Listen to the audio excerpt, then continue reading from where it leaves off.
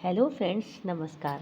पौराणिक कथा में आज मैं स्वामी रामकृष्ण परमहंस के बारे में छोटी सी कहानी बताऊंगी। एक बार एक व्यक्ति स्वामी रामकृष्ण के पास आकर बोला, महाराज, आप तो सबसे कहते हैं कि ईश्वर को रो रो कर पुकारो तो दर्शन अवश्य होते हैं। मैंने तो पूरे मन से ईश्वर को पुकारा, हर जगह पुकारा, लेकिन मुझे तो अब तक दर्शन नहीं हुए। स्वामी जी ने उससे पूछा, तुम्हारे परिवार में कौन कौन है?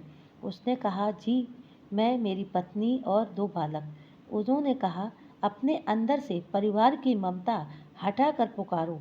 कुछ दिन बाद वह व्यक्ति फिर से आया और बोला, महाराज, ईश्वर के दर्शन तो अभी नहीं हुए। स्वामी जी ने पूछा, तुम क्या करते हो? उसने पूछा, मैं कारोबार करता हूँ।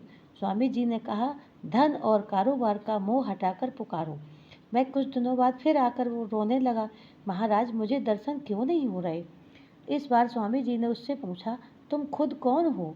उसने कहा, महाराज, मैं तो पहले ही आपको बताया कि मैं कारोबार करता हूँ। स्वामी जी हंसते हुए उससे बोले, तभी तो फिर से पूछा, जाओ इस बार अपने भीतर के मैं को हटाकर पुकारो। फिर कई दिन तक जब वह नहीं आया तो स्वामी जी खुद उससे मिलने के लिए चले गए।